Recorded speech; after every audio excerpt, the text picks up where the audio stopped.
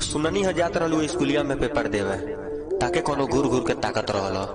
सुननी है जात रहलू स्कूलिया में पेपर देवे ताके कोनो घूर घूर के ताकत रहल। ये जान तो बता दी हम हई प्रजापति के लवर देखा तनी कौन बहन चौक जागत रहल।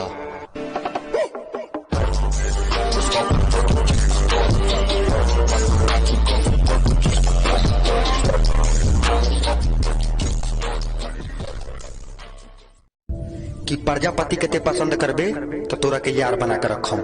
कि ते प्रजापति के पसंद करबे तो तोरा के यार बना कर रखम। अगर ना पसंद करबे तोर बहनी के मेहरारू और तोरा के सार बना कर रखे। चल हट तेरी माँ का।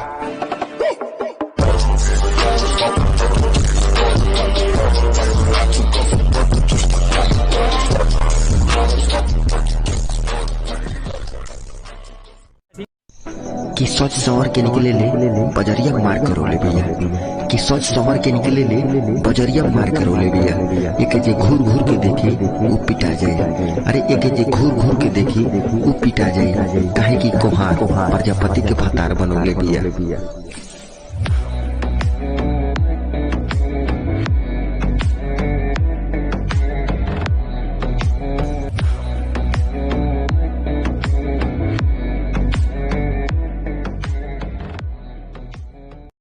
अरे वो तो हमारा से प्यार कैलस लेकिन वो तो दूसरा पे ध्यान देती है। अरे वो तो हमारा से प्यार कैलस लेकिन वो तो दूसरा पे ध्यान देती है। अक्का कहिए भाई, अक्का कहिए भाई, वो तो बेटिया में प्रजापति के देती है।